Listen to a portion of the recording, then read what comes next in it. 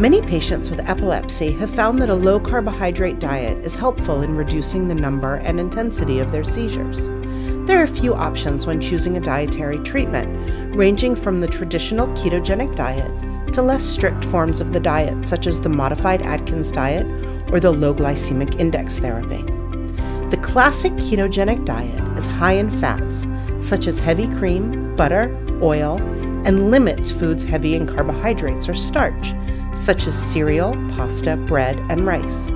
Each patient receives a specific plan with the number of calories and nutrients. Patients must carefully weigh and measure all foods on a gram scale and track intake. Traditionally, the ketogenic diet uses a 4-to-1 or 3-to-1 ratio of fat to carbohydrate and protein intake. If your neurologist and dietitian have recommended that you start a low-carbohydrate diet, please use the following tips to help get you started. Have baseline lab values taken and complete the forms given to you by your dietitian. Keep a food and seizure log before starting and while you are on the diet. This is very helpful when assessing progress. Start the diet by eliminating processed foods and foods high in sugar from your diet. This includes things such as white bread, baked goods, pastas, chips, crackers, and sugary beverages. Slowly add in high-fat foods such as heavy cream, oil, butter, nuts, and nut butters. Read labels and learn how to choose correct portion sizes. Check weight once a week and check urine ketones twice a week.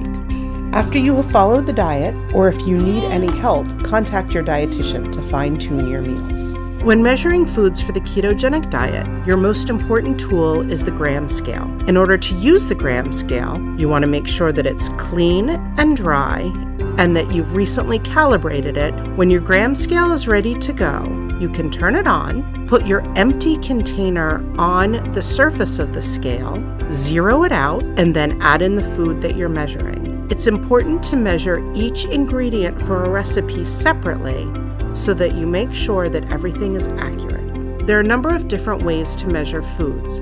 You'll be instructed on whether you're measuring in grams for weight or milliliters for volume when you look at your recipe.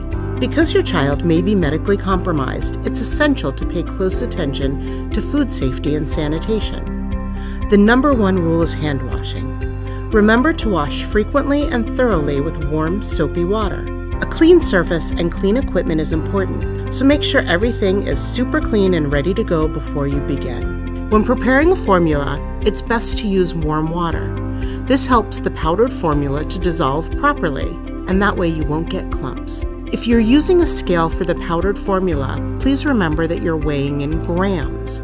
The gram is a unit of measure for weight, not volume. You want to cover and shake or use a blender until the powder has completely dissolved. If your powder gets foamy on top, in order to properly measure it, you may want to leave it in the refrigerator for a while until the foam dissolves.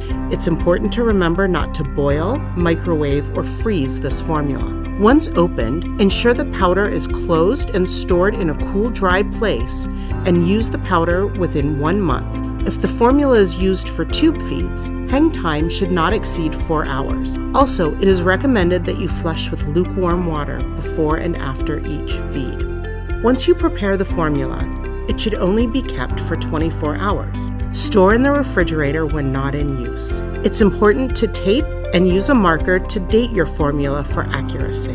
The ketogenic diet is a medical nutrition therapy for neurological disorders. Please consult your medical doctor and registered dietitian nutritionist before starting this diet.